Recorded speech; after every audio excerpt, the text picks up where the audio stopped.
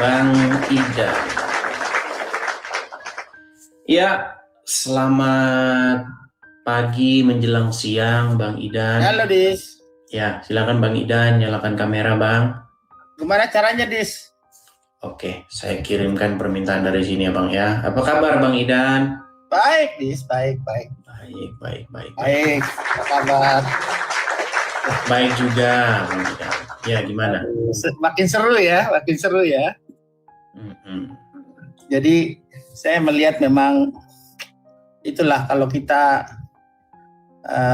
mengikuti segala ilmu-ilmu teologi ya.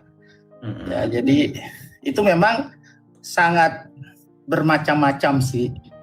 Jadi versi-versinya banyak.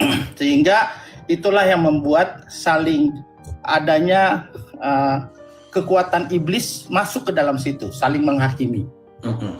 Ya, itu jadi saya melihat contohnya aja lah. Kayak saya di HKBP sudah dibaptis, dipegang gini kasih air. Terus saya masuk karismatik, saya harus dicelup lagi gitu. Jadi versi itu tidak membuat kita juga jadi benar. Ya karena orang banyak setelah dibaptis ya kumat lagi gitu. Ya jadi itu terjadi di banyak hal. Iya. Ya jadi itu nggak usah dipungkiri lah. Saya mengalami banyak hal-hal yang saya melihat bahwa menjadi pelaku firman itu sendiri itu memang sangat sulit. Ya, makanya saya fokus ke situ, Bang. Jadi harus dari hati kita sendiri. Kalau kita memikirkan, aduh kemarin saya dengerin dengan Justin itu ya memang agak lucu gitu dengan bom dengan ya apa ya mempelajari itu tapi tidak melakukan firman itu sia-sia. Iya, jadi sia-sia. Iya. Nah makanya kalau saya sekarang saya belajar banyak. Sebenarnya udah hampir 15 tahun inilah saya mendalami teologi dan itu makin pusing, even sejarahnya itu waduh ya konsili terjadi itulah pekerjaan iblis yang untuk menghancurkan manusia itu sendiri.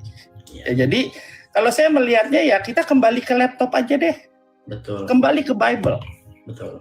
Justru kalau saya sekarang kalau ada orang yang mau kenal Yesus, saya suruh baca dia Matius, Markus, Lukas, Yohanes. Itu aja dulu baca sampai budek. Gitu. Jadi itu yang membuat dia kenal Yesus.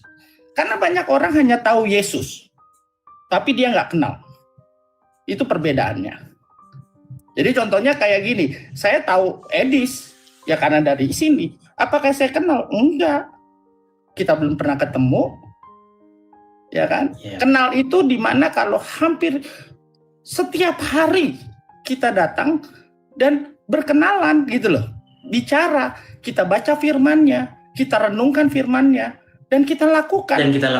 Nah, apa yang harus kita lakukan? Fokusnya ke situ, Bang Idan. Makanya sering saya katakan, kenapa sih kita tidak fokus menyadarkan tetangga sebelah? Karena tetangga sebelah itu mereka berusaha untuk melakukan pengajaran yang tidak diajarkan Tuhan Yesus. Betul. Itu dulu yang kita gaungkan ini. Kita mati-matian tuh menggaungkan itu. Betul. Itulah yang saya sebenarnya sudah dapat mengenai gini. Kembali ke laptop. Kalau kita ikutin semua aliran Pentakosta, Advent, apapun juga itu semuanya ada celah untuk salah. Iya, beda-beda semua. Jadi ujung-ujungnya ribut gitu loh. Akhirnya iya saling menghakimi, Dis. Kuncinya tuh saling menghakimi. Itu yang paling jahat. Itu dosa yang terbesar menurut saya menghakimi orang lain dan dia meyakini bahwa jalan dia yang paling benar padahal boro-boro dia baca Alkitab dan melakukan.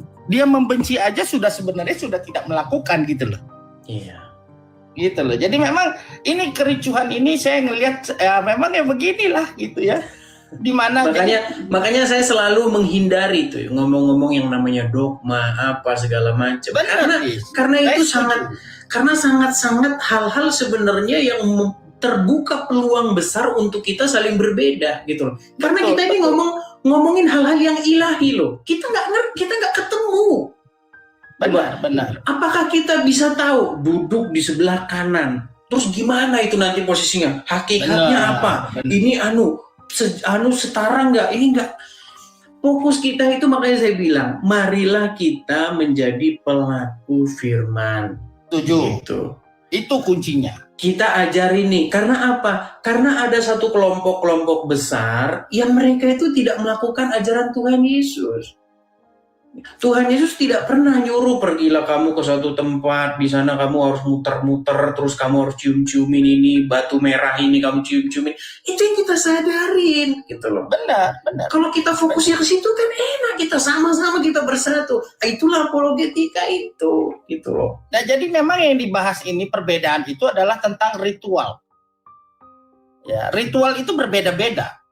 Cara kita mau menyembah Yesus, ya contoh ada gereja yang tidak menyebuti imam rasuli. Apakah itu sesat?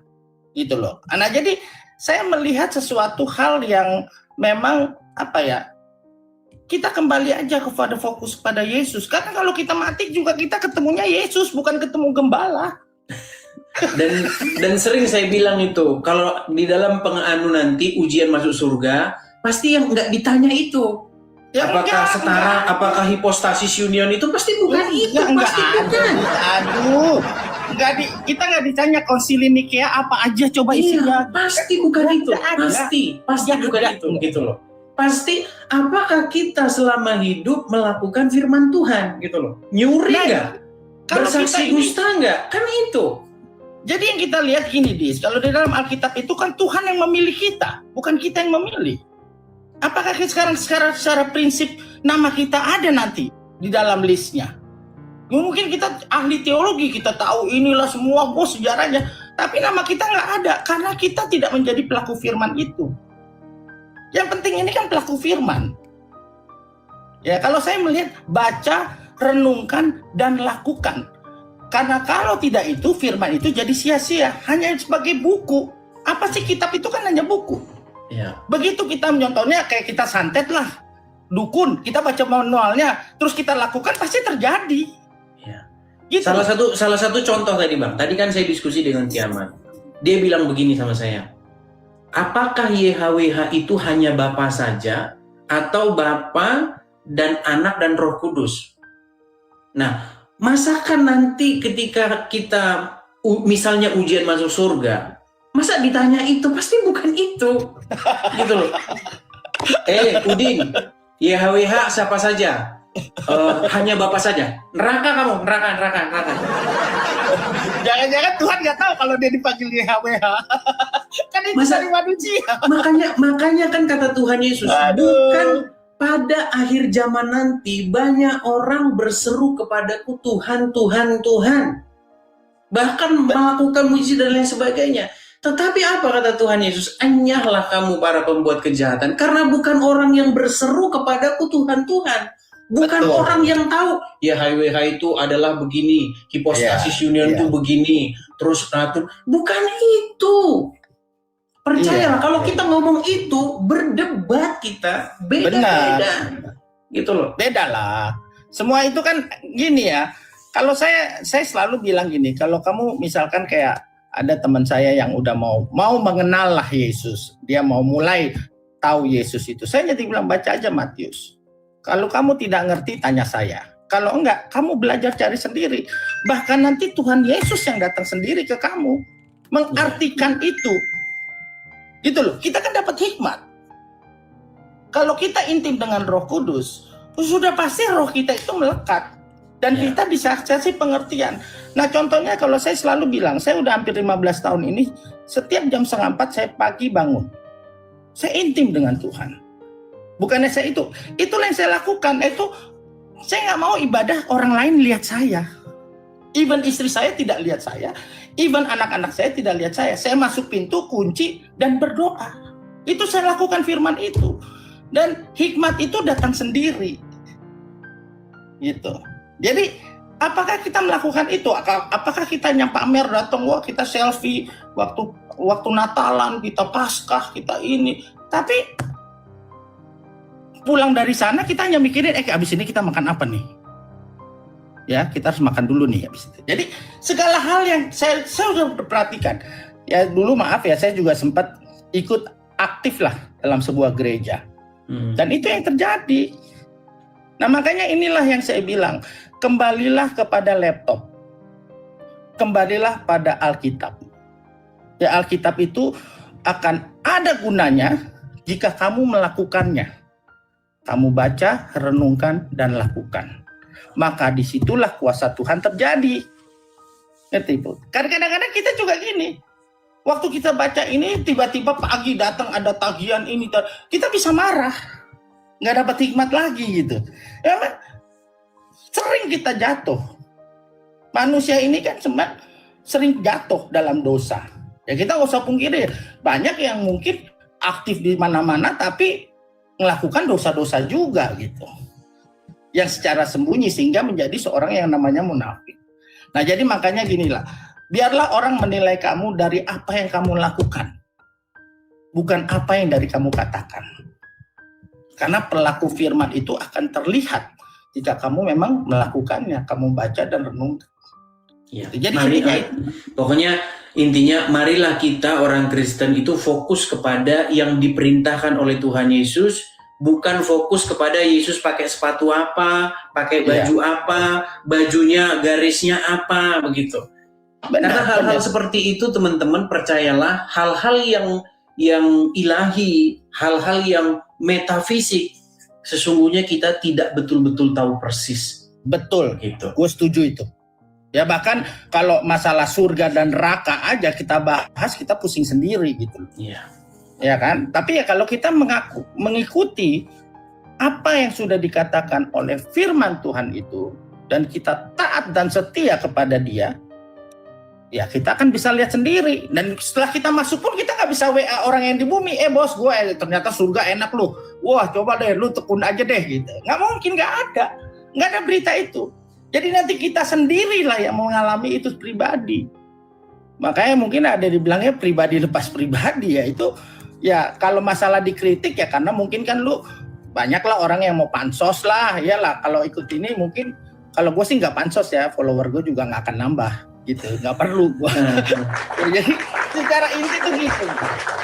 Gua seneng sama lu tuh soalnya hanya kembali ke Alkitab. Kunci kita. Ibaratnya kalau orang bilang kunci surga itu Alkitab deh. Udah titik. Gitu. Tapi kalau lu baca ya, dan itu yang sedang saya beritakan supaya apa? Supaya setuju banget. Umat-umat sebelah ini rujukannya, patokannya yang merajai dia bukan lagi kitab cacing tetapi Alkitab begitu. Iya, betul. Gue setuju. Jadi kalau mungkin ya kalau mau mulai ya kenal Yesus dulu lah gitu. Karena kalau kita mulai maaf ya, mungkin cara saya berbeda. Kalau kita mulai kenalin Kejadian, Keluaran, Ulangan sampai Maliaki, dia akan pusing duluan. Iya, pusing duluan. Tapi kalau dia mulai kenal Yesus dulu sehingga Roh Kudus itu datang kepada dia. Ya kan memang Roh Kudus memang sudah diutus oleh Tuhan setelah dia naik ke surga. Tapi ini secara prinsip biarlah hikmat itu kamu dapat sendiri dari pengertian yang dituntun oleh Roh Kudus. Nah itu gimana caranya ya? Ya kamu lakukan sendiri dulu. Nggak bisa diajarin kayak gitu-gitu, nggak bisa diajarin. Amin. Gitu loh. Contohnya nggak bisa kamu ajarin orang lari, ya lari aja gitu loh. Ya kamu lakukan sendiri. Baik, nah, oke, kita beri kesempatan. Kita beri kesempatan dulu kepada yang banget ya. Thank you udah dinaikin. Ya, semangat terus ya, Dis. Jangan gentar gini. Kalau kamu benar, jangan takut disalahkan. Amin. Tapi yang paling penting, kalau kamu salah, jangan kamu dibenarkan. Baik. Ya, jadi intinya itu aja, Dis. So proud of you, Dis. Ya, Jesus bless you, Jesus lead you. Apa yang kamu katakan semua adalah apa yang dikatakan oleh Tuhan. Ya. Amin. God bless you. God bless you. Bye.